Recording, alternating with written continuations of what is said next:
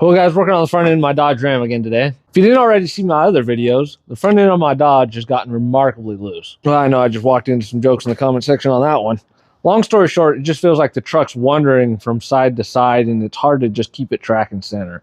So in the last video, we went underneath, replaced the track bar, which looked like it was bending and had some loose bushings in it. And we also replaced the sway bar. Now the sway bar doesn't really have anything to do with steering, but it was really, really bad. And that fixed maybe 40% of the issue right there. But we also noticed that the tie rod and the drag link, as I was turning the steering wheel, had a lot of rotation on it, which can give some sloppy steering feel. So we went and just got all new tie rod ends. So I've already got the Synergy tie rod and drag link in my truck that we put in there like 3 or 4 years ago when I rebuilt the front end on this truck originally. By rebuilt, I mean we put an 05 axle in it. So I guess that means we probably better get to work, huh? I'm gonna start by pulling all these pins out of here. Don't be cheap. If they don't come out easy, just cut them. They're cheap. Then go ahead and grab your biggest 13/16 that you got. Take these suckers off, but don't take the nut all the way off yet. Oh, that one was tight. Wash my sins away. Pray, pray, pray, pray, and pray for another day. I went down to that river. Well, apparently I forgot to put my mic back on that last part, but it's out, so let's take a look at it. So this is probably the worst of them all. This is the one that was on the passenger side that looked like it had the most roll. It's got a little bit of play in it, it's a little bit loose, definitely looser than it should be. But I wanted to show you, this is that misalignment boot that they don't use anymore. And it's now been updated to that big guy right there. And this is called so this is the 4167L now. They don't use these misalignment boots. I was super confused when I was ordering these. I actually ended up calling them and getting some clarification. All right, so I'm gonna pop this one off of the drag link and then I'm gonna start replacing these. I'm gonna do them one at a time. I'm gonna end up measuring the length from the center of each tie rod to the center of each tie rod, replacing it and then double checking the length, and then replacing the other side.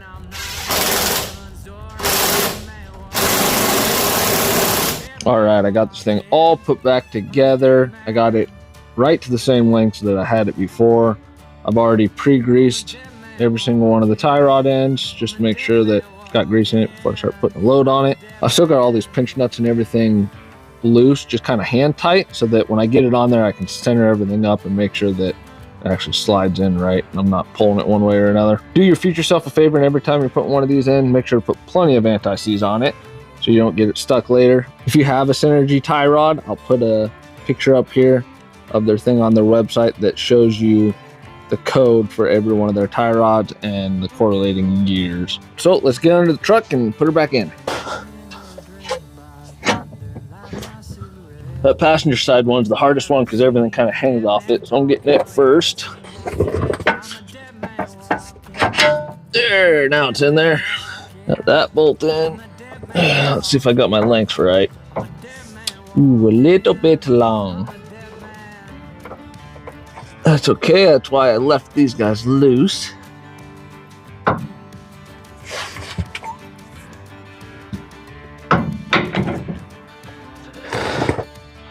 Just like that, just one turn is all it took.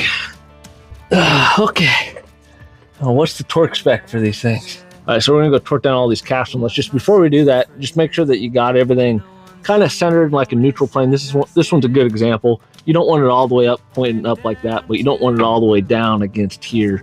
You want to kind of split the difference on all the ends and just make sure before you tighten all these down that they're in some sort of a neutral plane. You don't have an extreme angle on any of them. Everything's torqued down now. I'm just gonna give it a couple extra pumps of grease. Then we'll go test it out. Please tell me that this fixed the freaking problem.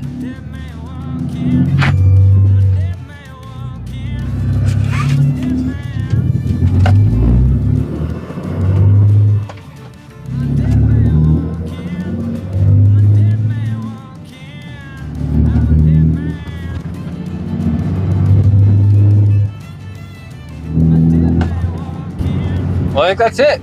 It's tracking pretty dang good. It's moving a little bit to the right, but I know I got to go get this thing aligned now that I've replaced so many parts of my front end.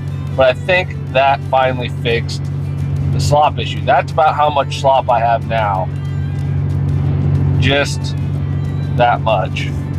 Heck of a lot better than it was. So if you guys are looking for any of the parts that I used today, I'm going to put a link down in the description. It'll take you right to them. Of course, don't forget to hit that like and subscribe. It'd really help out the channel, and I appreciate it. And I'll see you guys next time my Dodge breaks down, which I'm sure won't be long.